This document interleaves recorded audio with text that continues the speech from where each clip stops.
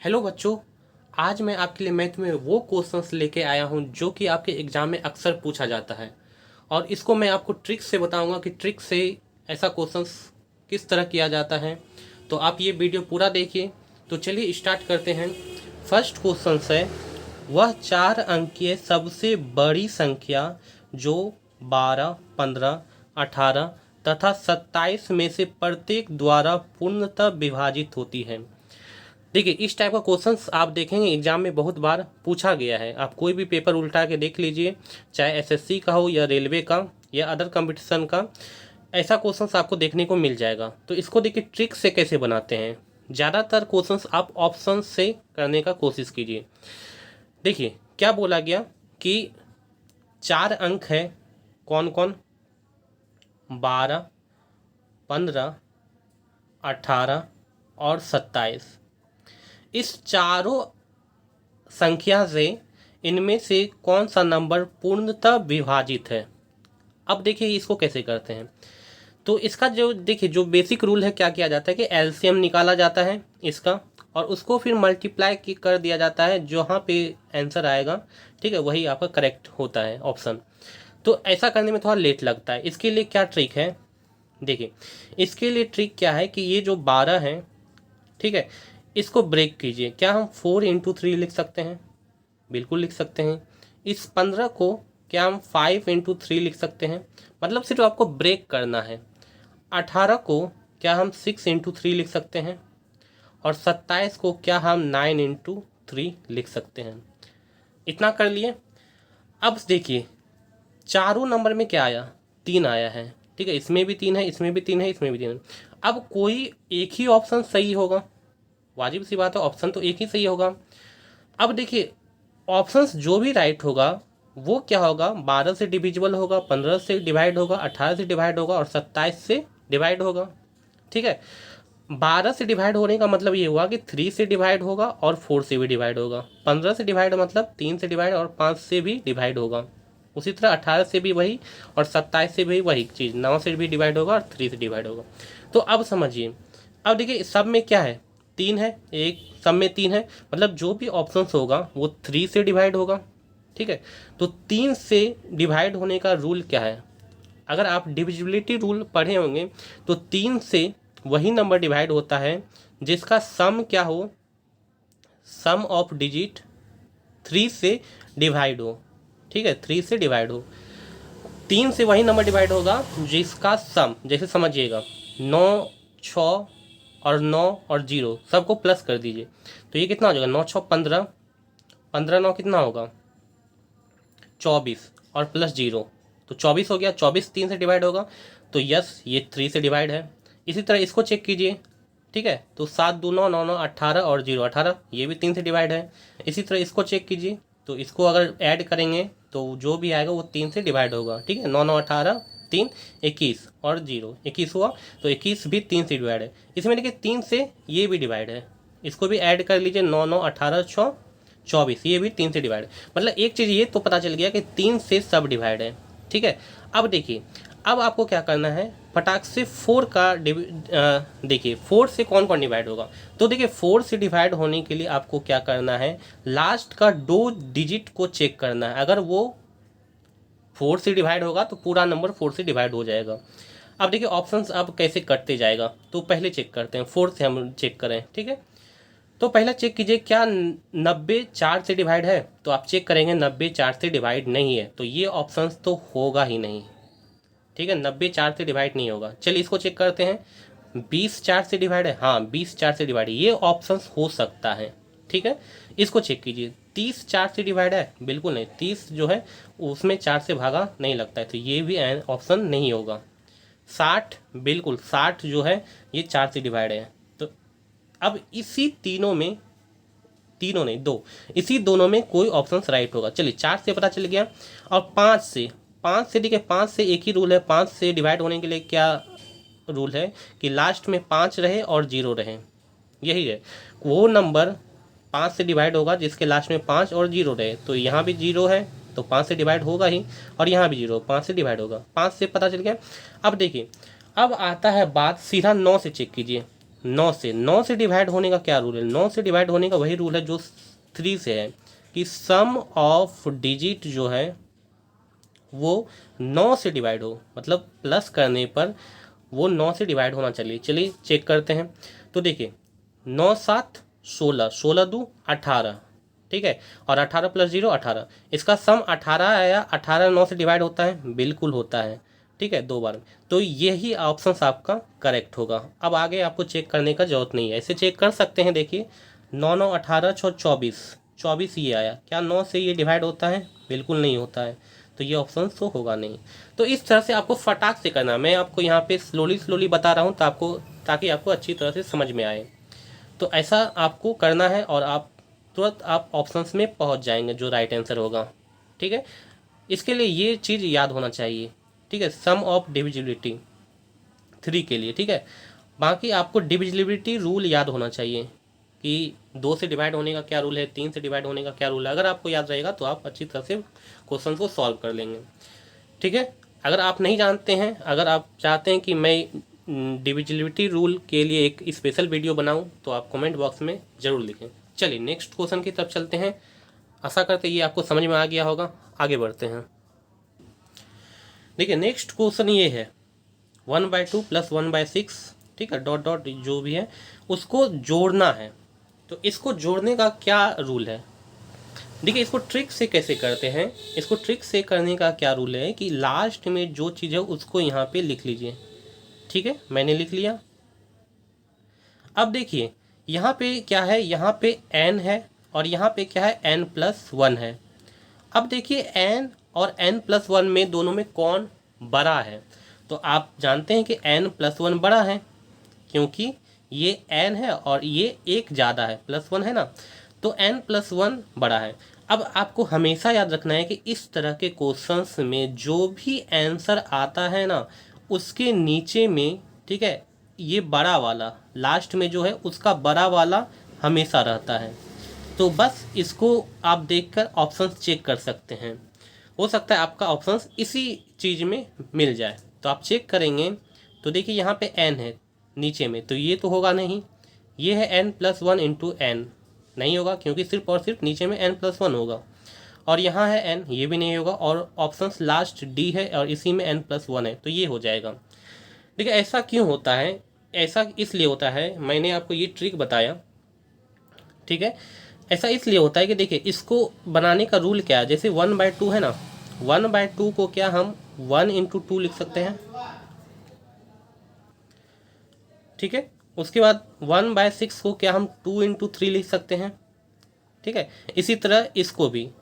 अब क्या करते हैं, डायरेक्ट इसको डॉट डॉट दीजिए और लास्ट वाला क्या है, 1/n × n+1, यही चीज़ है। और देखिए इसको बनाने का ये तरीका है, ठीक है, मैंने यहाँ पे आपको ट्रिक्स बताया। अब क्या करते हैं, इसको अलग कर लेते हैं, 1/1 - 1/2, इसको सॉल्व कीजिएगा तो यही आता है। प्लस इसको भी अलग कर लीजिए, 1/2 - 1/3, इसको सॉल्व कीजिएगा तो यही आएगा, ठीक है। प्लस डॉट डॉट और इसको भी अलग कर लीजिए, 1/n - 1/n+1। अब देखिए क्या होगा कि बीच वाला सब कट जाता है। जैसे देखिए 1/2 माइनस में और यहाँ प्लस में, ये कट जाएगा। उसी तरह यहाँ 1/3 होगा और यहाँ भी एक 1/3 होगा, क्योंकि यहाँ पे मैंने अभी लिखा नहीं, यहाँ पे बीच में वही चीज़ है। और लास्ट में ये भी यहाँ से कट जाएगा, तो बचा क्या, बचा 1 माइनस दिस 1/n+1, ठीक है। अब इसको सॉल्व अगर आप करेंगे, सॉल्व करने तो जानते हैं n+1, ठीक है। यहाँ पे क्या हो जाएगा, n+1 - 1, तो ये दोनों कैंसिल हो गया, क्या हो गया, n/n+1। देखिए यहाँ पे क्या हुआ, लास्ट में जो था बड़ा वाला वही नीचे आया, चेक कीजिए, आया ना। तो यही इसका ट्रिक है, ठीक है। अगर आपको मान लेते हैं कि ऑप्शंस में 2 ऑप्शंस ऐसा दिखे, n+1 नीचे 2 रहे, तब आपको क्या करना है, तब आपको इतना भी लिखने का ज़रूरत नहीं है। बस क्या कीजिए, इसको ब्रेक कीजिए इतना सा और ये उठा लीजिए, ठीक है, जैसे यहाँ उठा लीजिए और यहाँ से बड़ा वाला, हमेशा बड़ा वाला उठा लीजिए, यहाँ पे उठा के इसको माइनस कर दीजिए, बस ये आपको सॉल्व कर देना है, ठीक है। तो ये आपका था। चलिए नेक्स्ट क्वेश्चन पे चलते हैं। अगर मज़ा आ रहा है तो चैनल को ज़रूर से ज़रूर सब्सक्राइब कर लें, ताकि आपको इसी तरह का मैथ ट्रिक मिलता रहे, और वीडियो को लाइक भी ज़रूर कर दें। चलिए आगे चलते हैं नेक्स्ट क्वेश्चन पे। देखिए नेक्स्ट क्वेश्चन है, यदि एक्स वाई कोई भी दो धनात्मक संख्याएं हो और एक्स पे पावर 1/3 इक्वल टू वाई पे पावर 1/4 हो, तो निम्नलिखित में से कौन सा संबंध सत्य होगा। देखिए इसको कैसे बनाना है, इसको यहाँ पे लिख लीजिए, एक्स 1/3 इक्वल टू वाई पे पावर 1/4।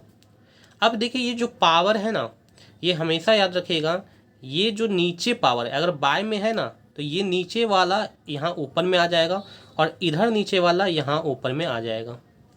तो देखिए एक्स पे पावर क्या हो जाएगा, ये इधर 4 चले गया और वाई पे पावर क्या हो जाएगा, ये 3 उधर चले गया। तो ये आंसर सही होगा। अब अगर आप ऑप्शंस अगर चेक करते हैं तो ये ऑप्शंस कहीं नहीं मिलेगा, क्योंकि ऑप्शन थोड़ा ट्विस्ट करके दिया है। क्या ट्विस्ट करके दिया है, देखिए अब एक चीज़ हमेशा याद रखिएगा कि पावर में आप दोनों तरफ से इक्वली मल्टीप्लाई कर सकते हैं, मतलब इधर जितना से मल्टीप्लाई करेंगे इधर भी उतना से ही मल्टीप्लाई आपको करना होगा, ये रूल है, ठीक है।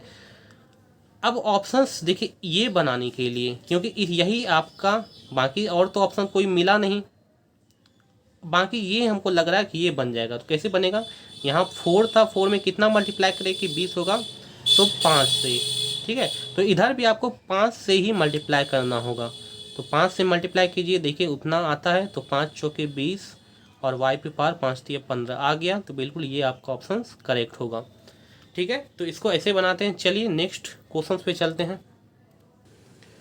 देखिए नेक्स्ट क्वेश्चन है कि 50 तथा 1000 के मध्य पड़ने वाली पूर्ण वर्ग संख्याओं की संख्या होगी।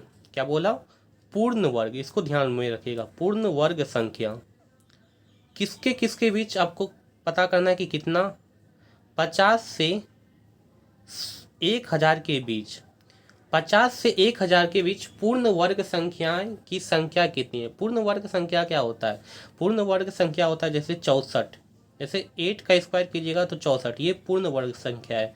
जैसे 9 का स्क्वायर कर दीजिए तो 81, ये पूर्ण वर्ग संख्या है, ठीक है। जैसे 10 का स्क्वायर कीजिए तो 100, तो ये सब पूर्ण वर्ग संख्या है, इतना तो आपको पता ही होगा। अब 50 से 1000 के बीच कितना पूर्ण वर्ग संख्या है, यही आपसे क्वेश्चन पूछा है। तो देखिए इसके लिए क्या करना है, इसके लिए क्या ट्रिक है, पहले 50 के बाद वाला पूर्ण संख्या हमको खोजना है। कैसे खोजेंगे, तो देखिए स्क्वायर करके ही तो पूर्ण संख्या आता है ना, किसी का स्क्वायर करके ही पूर्ण संख्या आता है।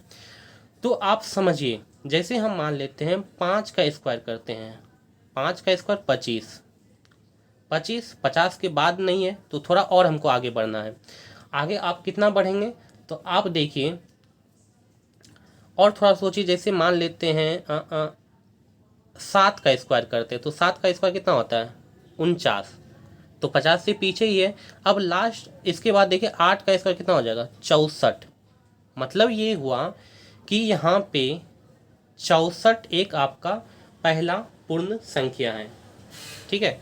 64 आपका क्या है, पहला पूर्ण संख्या, और वो किसका है, 8 का स्क्वायर, 8 का स्क्वायर ही है ना, ठीक है। अब यहाँ पे आपको 1000 के पहले पूर्ण संख्या पता करना है, तो 1000 के पहले पूर्ण संख्या पता करने के लिए क्या कीजिए, देखिए 30 का स्क्वायर क्या होता है 900, ठीक है।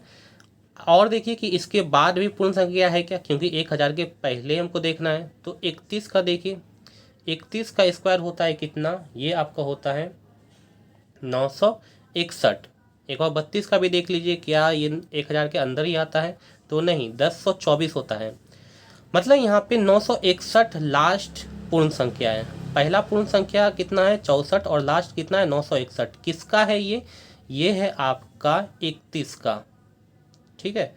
तो अब आपको क्या करना है, अब आपको पता चल गया 8 से 31 के बीच जितना भी नंबर है, 8 भी और 31 भी, ये भी याद रखना है, 8 भी और 31 भी, और उसके बीच जितना भी नंबर है वो सारा जो है पूर्ण संख्या बनाता है इसके बीच का।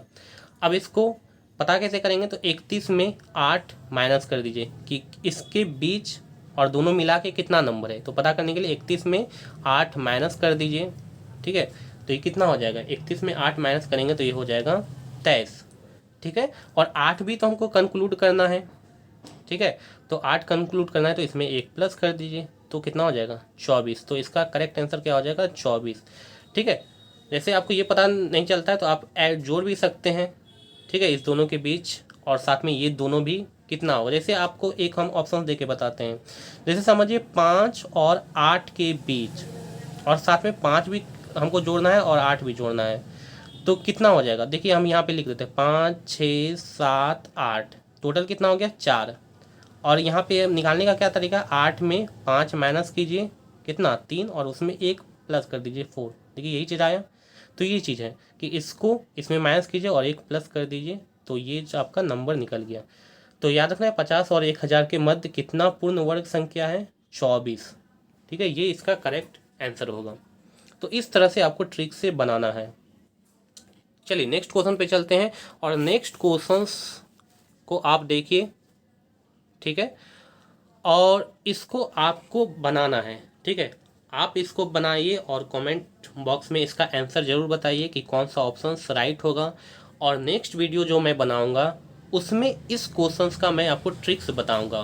ठीक है, बाकी आप भी इसको बना के कमेंट बॉक्स में इसका आंसर ज़रूर बताइए, और मैं इसका नेक्स्ट वीडियो में ट्रिक्स लाऊंगा कि इस क्वेश्चन को ट्रिक से कैसे बनाया जाता है।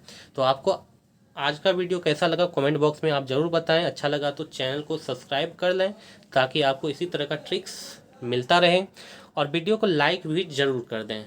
धन्यवाद।